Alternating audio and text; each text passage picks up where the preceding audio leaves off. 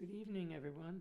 Tonight I thought I'd play a little bit just with the left hand, show you a couple of ideas on tone production, because I can't use my right hand now. The physiotherapist is saying there's ligament fatigue in the fourth finger knuckle, and that's why I can't keep it up. They're not strong enough to keep it up, so give it rest. But he doesn't want me to stop playing altogether because he said it could turn into arthritis and calcium buildup, and you won't be able to use your hand at all. So, but he wants me to do these hot baths where you take the whole forearm into a tub of hot water for a full minute, and then immediately stick it for 2 minutes, and then immediately stick it in a tub of cold water for 1 minute, and repeat that sequence 3 times, about 2 to 3 times a day. So, but 3 times, one after the other right away. And I guess it gets the circulation going in there. So I must do that. But as far as tone is concerned, see, when I was practicing the Chopin Valse in C sharp minor, the one that goes,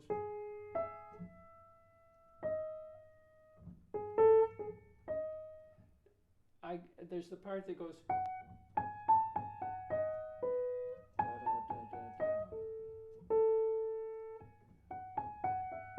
whatever it is, and it gets faster. It gets quite fast, and I was going faster than the knuckles could stay up, and they sank. In that it fatigued them, and they stretched down or sank down.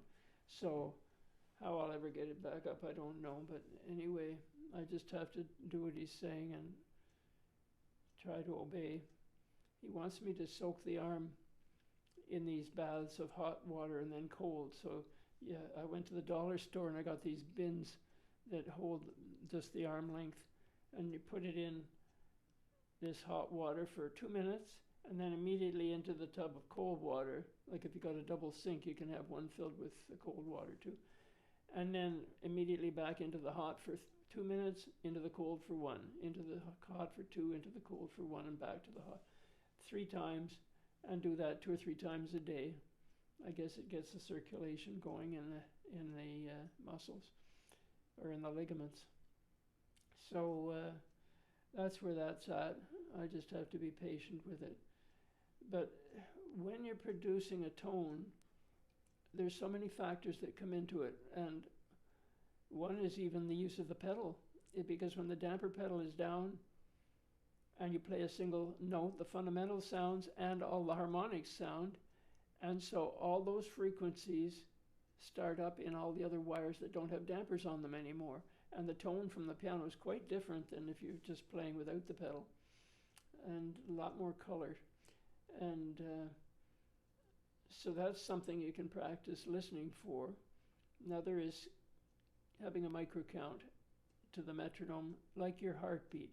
If you can think thump, thump, thump, thump, to the micro count, you're going to keep it steady, because you'll know if you got faster than your heartbeat, because you're thinking of a heart beating, and that's a pulse, just like the metronome is a pulse, a tick, steady tick. That has to be fundamental before you start playing around with rubato, because otherwise it falls all apart. And if you're singing, conducting, or playing to accompany a singer, they can't stay with you if you're doing all over the place stuff. They have to know where they're at with the beat. So there's that element of it. But the other element is producing the tones, the overtones, the relaxed arm weight.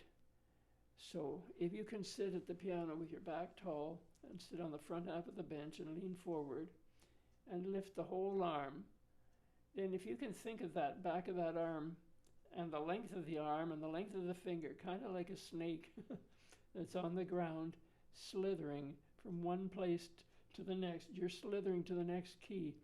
You're linking all the time, overlapping, and then clean release.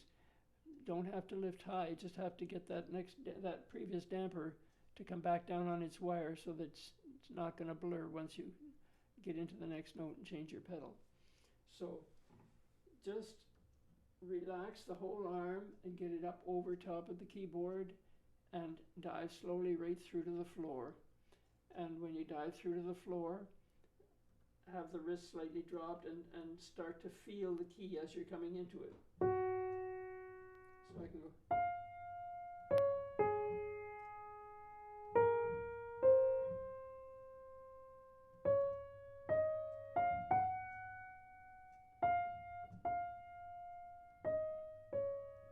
You see, by linking the notes, it sounds vocal. It starts to sound like a singer. And that's what your intent is. Shape your phrases and make them sound not only rhythmical, but within the framework of the architecture of the whole piece. It has to, it's like a grid. You have to have that in your mind so that everything has a proportion. Nothing sounds out of place. But that main idea is to use the arm weight dropping, release on the way up, and when you're coming down in, the hammer goes up as you draw down on the key and balance your arm on the key bed. And you're setting that wire into vibration, and like a skipping rope.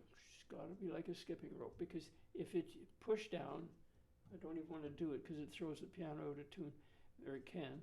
You want to set that wave into motion, because if you hit and push down too fast, it's cacophony. It's you just get noise and then a straight line. You don't get the oscilloscope going like this at all, like a heartbeat. You want the wave.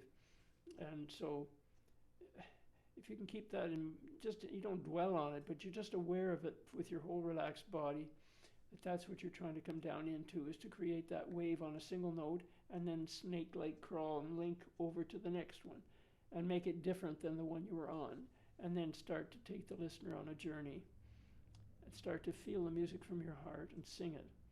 It becomes fun to practice. So anyway, maybe that gives you a couple of ideas while I'm laid up here. And I'll try and maybe take videos of some of the old